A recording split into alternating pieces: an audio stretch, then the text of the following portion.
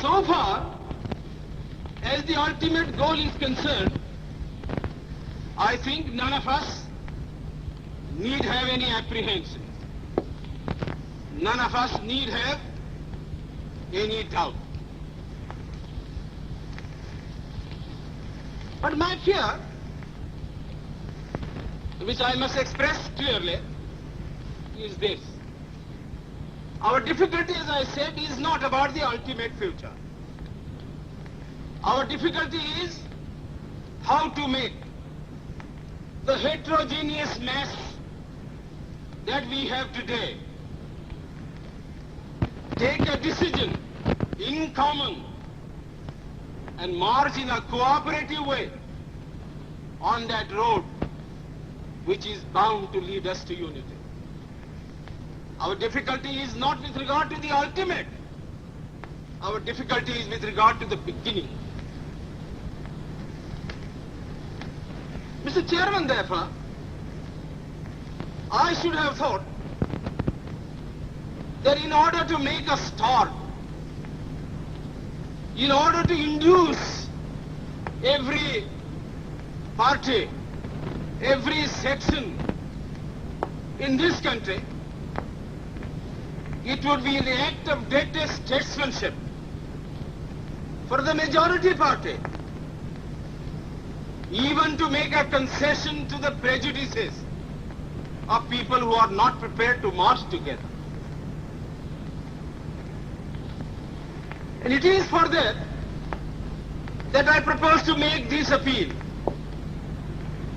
Let us leave aside slogans.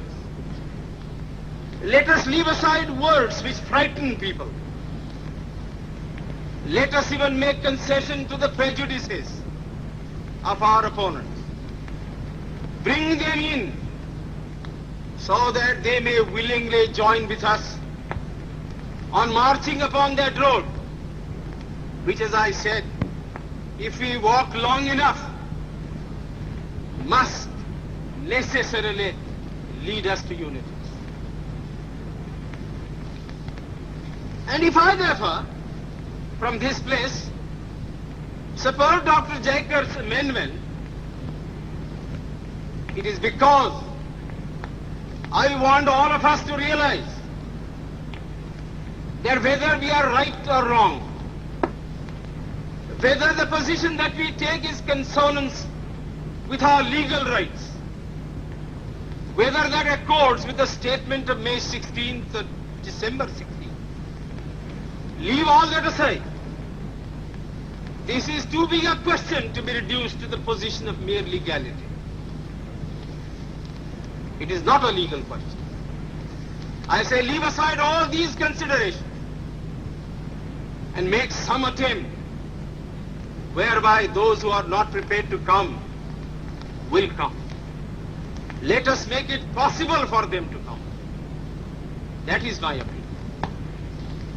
In the course of the debate that took place, there were two questions which were raised, and which struck me so well that I took the trouble of taking them down on a note paper.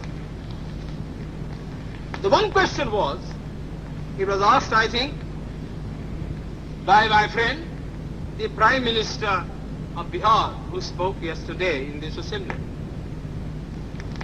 He said, how can this resolution prevent the League from coming into the Constituent Assembly?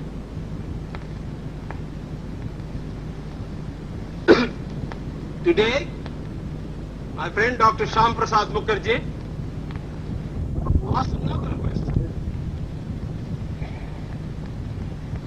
Is this resolution inconsistent with the cabinet mission's proposal?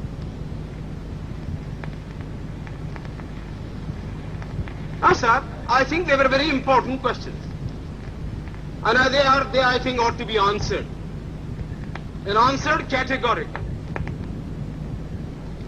I do maintain that this resolution, whether it is intended to bring about the result or not, whether it is the result of cold calculation or whether it is a mere matter of accident, is bound to have the result of keeping the Muslim League out. And I'll substantiate what I say. Sir, I invite your attention to paragraph 3 in the resolution, which I think is very significant and very important. Paragraph 3 envisages the future constitution of India. I do not know what is the intention of the mover of the resolution, but I take it that it is a sort of, after this resolution is passed, it will act as a sort of a directive to the Constituent Assembly to frame the constitution in terms of paragraph 3 of the resolution. What does paragraph 3 speak of? Paragraph 3 says that in this country there shall be two different sets of polity. One at the bottom, the autonomous provinces or the state, or such other areas as care to join a united India. These autonomous units will have full powers. They will have also residuary powers. At the top and over the provincial units, there will be a union government having certain subjects for legislation, for execution and for administration. So as I read this part of the resolution, I do not find any reference to the idea of grouping an intermediary structure between the union on the one hand and the provinces on the other. Now, reading this paragraph in the light of the cabinet mission's statement, or reading it even in the light of the resolution passed, having said that we do not want a strong center, and having accepted that there must be or should be an intermediate polity, a sub-federation between the union government and the provinces, I like to know why